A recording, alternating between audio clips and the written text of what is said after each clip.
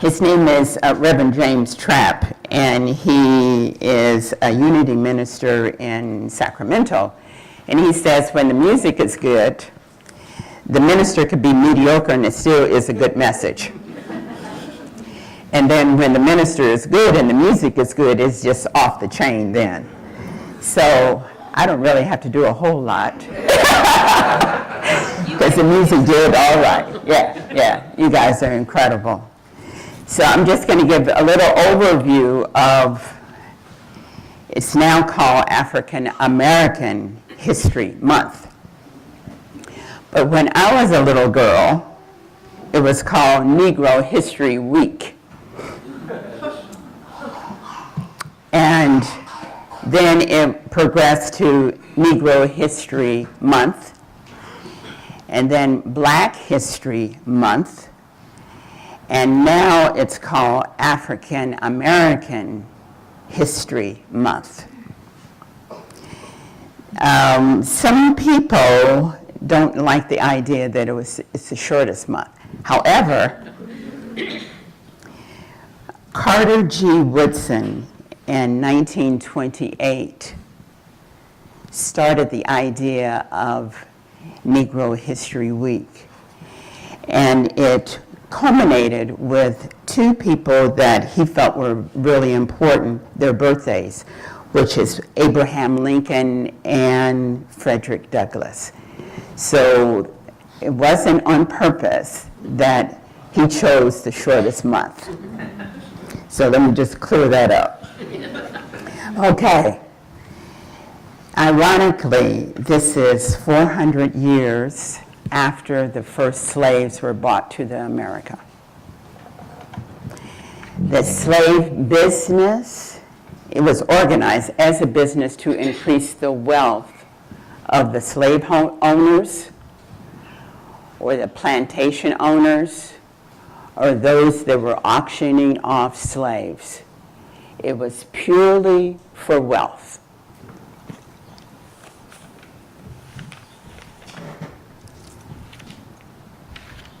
This was a message that was challenging at first.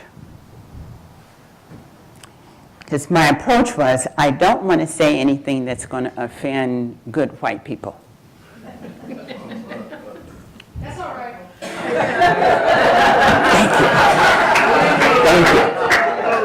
Thank you. But I have to speak the truth.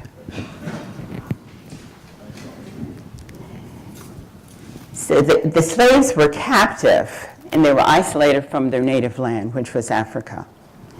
They were separated from their families when they were brought here, and slave owners would purchase maybe the father and not the mother, or take the children and not the parents. So regardless of what some ignorant people have said, slavery was not a choice.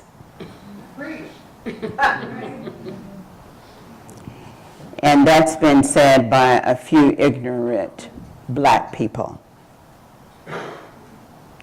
There was no one in their right mind, or even in their left mind, that would want to be brutalized and hurt and harmed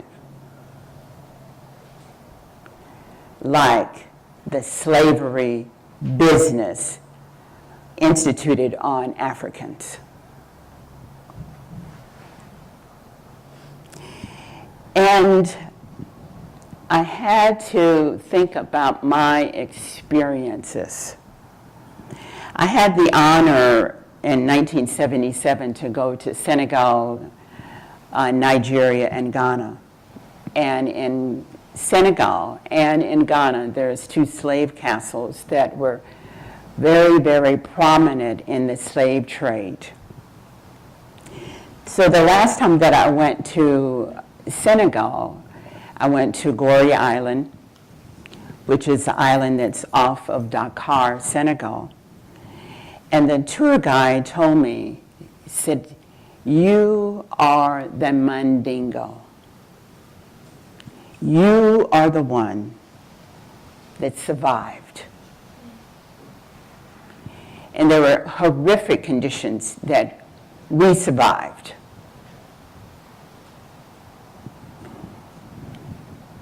And I'm grateful for that experience, to have gone through that. And that same day, CNN was filming. And I was the only African American in the tour group, and they asked me to speak. And I said, sure. And I had all of this wisdom that I was exploding on CNN. That every African American needed to go to see where they came from, because then they would have the feeling of really being empowered. But all of the good stuff, they didn't record me. They said that they didn't record it. So anyway, I was on CNN, so that was a cool thing. Watered down version, of course. So we're going to move on to what the message is. I love to give definitions. So the definition of message is a significant point or a central theme, especially one that has political or social or moral importance.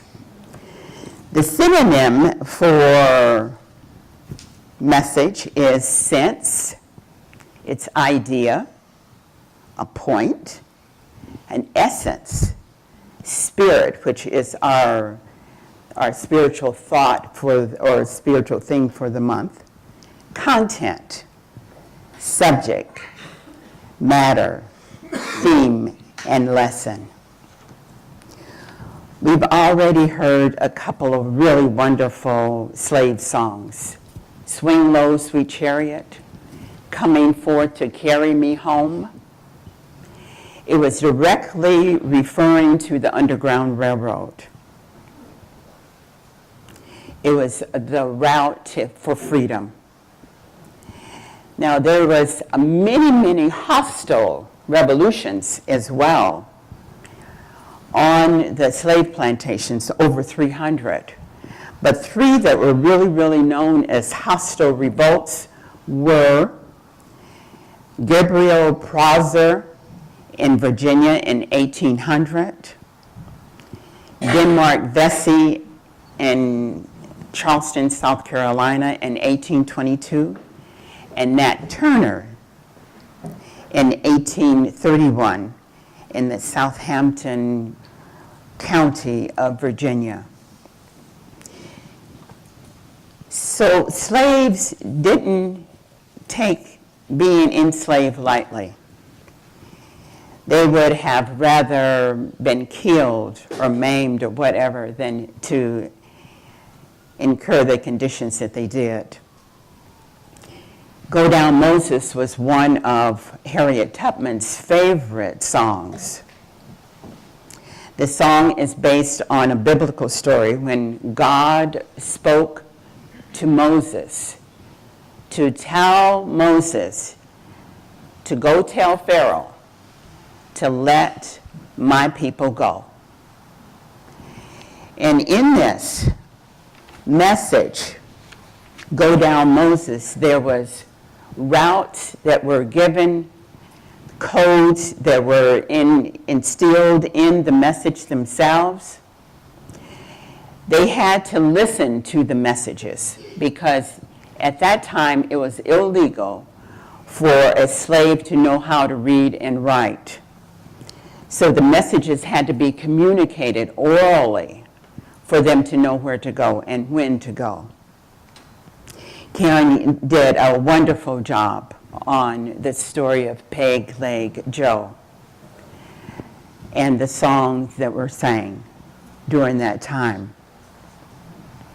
I had an opportunity to go to Albany, New York. I was going to Syracuse, but I went to Albany to visit the infirmary of Harriet Tubman.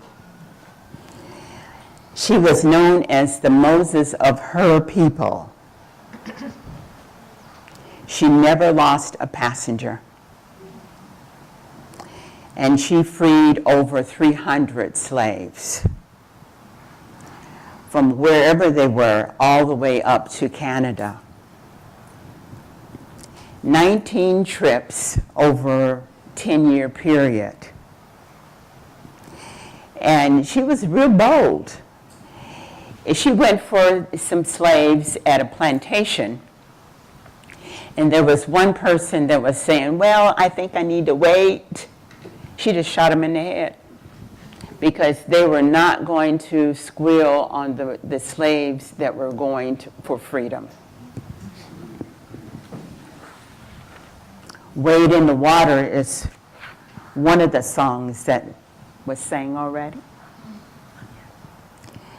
The slave owners would allow the slaves to go to church. And that was a way of controlling the slaves from thinking that they are less than or they should be greater than just being a slave. So the missionaries enforced family separation. They tried to instill into the slaves that they were subhuman and that the living conditions were really adequate for them because they were really less human anyway. And all of the lashings and the beatings and the whippings that the slaves endured, the slave owners and the overseers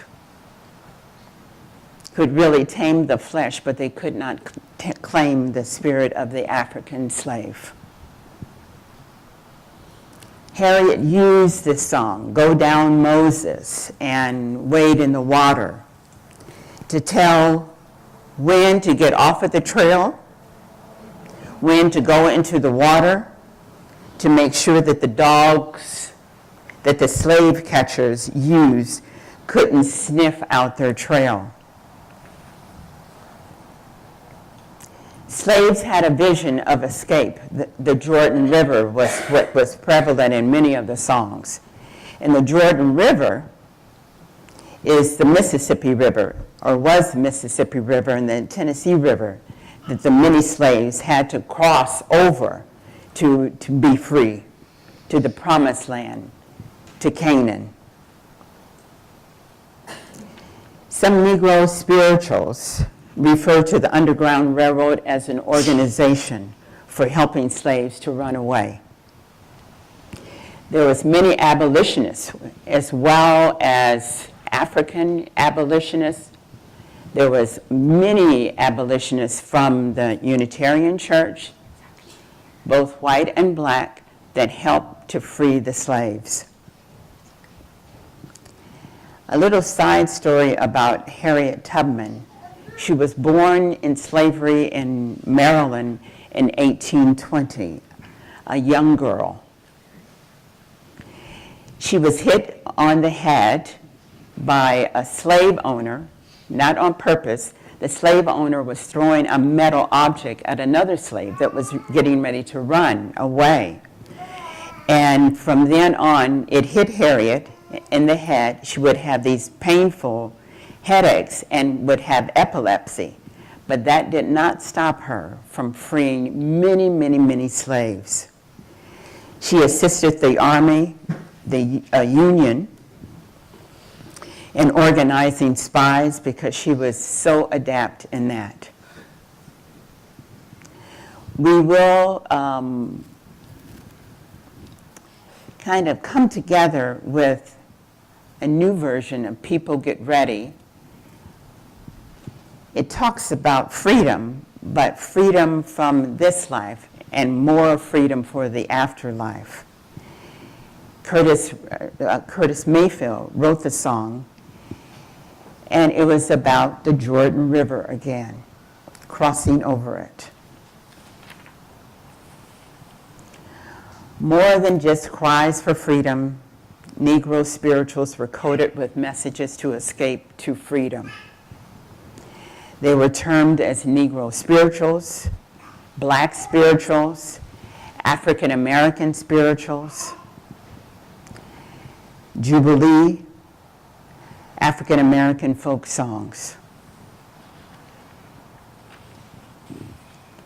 Follow the drinking gourd, wade in the water, steal away.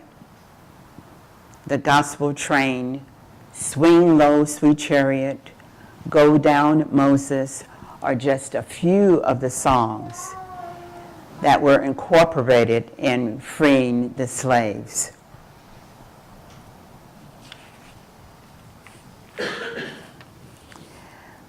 The point that I want for you to take away with is, what is your message in your music? Music flows from life. Music is your theme, your rhythm, your beat, your syncopation, your melody, your harmony, your a cappella. Are you willing to go it alone in a single note, like Harriet Tubman did? And her note was freedom. Or do you need a chord, a few people with you to accompany you? What is your music? What is your message in your music? Is your music a lullaby, or one with lots of movement and rhythm?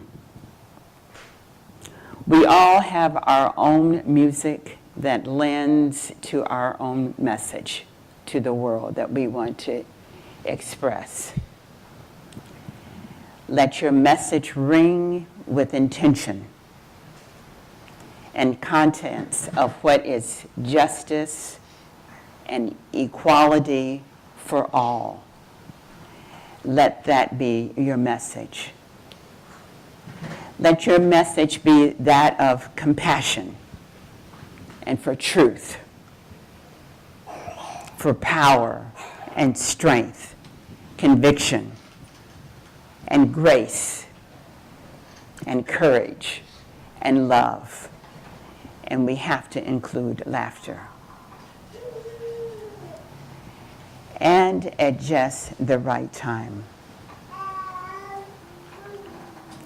Let your music, let your message shine. Thank you.